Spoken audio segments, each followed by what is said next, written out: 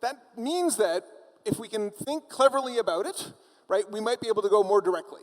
And so you may have heard about this in the context of DeepSeek, right, which was sort of the famous one we heard about. A lot of what they did was a lot of clever little things in order to get performance improvements so that fewer GPUs could do the same thing as somebody else using many more GPUs, or a smaller model could do as much as someone else doing more. Okay, so this is very interesting, right, because this is really efficient. This means that our systems become more capable. The third source, which is by far the least important of these three, is more efficient GPUs. We have, successive generations of chips get better.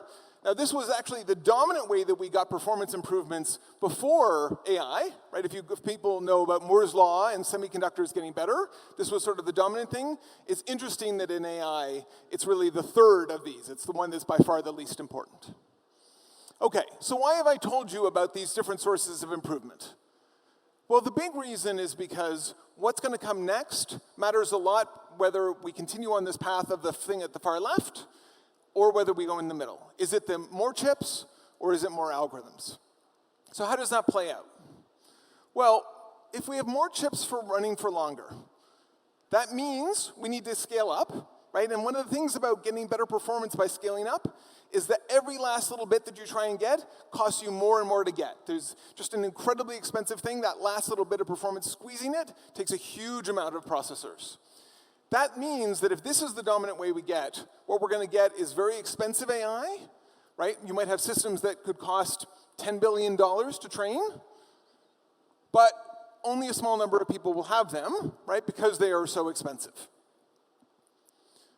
What if that's not the dominant way? What if what actually happens is more efficient algorithms? Well, if that happens, then what quickly happens is as soon as performance comes in at a top level, so you have some very powerful model that can do something, within just a few years, even very small models, like the kind you might have on your phone, can be capable of incredible things, right? Under that world, we get a decentralized, inexpensive world. Now, that's a great world in terms of productivity, right? That's a world where we say we can deploy incredibly capable AI systems all over the place. It's also a world where we have incredibly powerful tools in a huge number of hands, and that's going to pose a lot of challenge for control, for security, and things like that. Okay.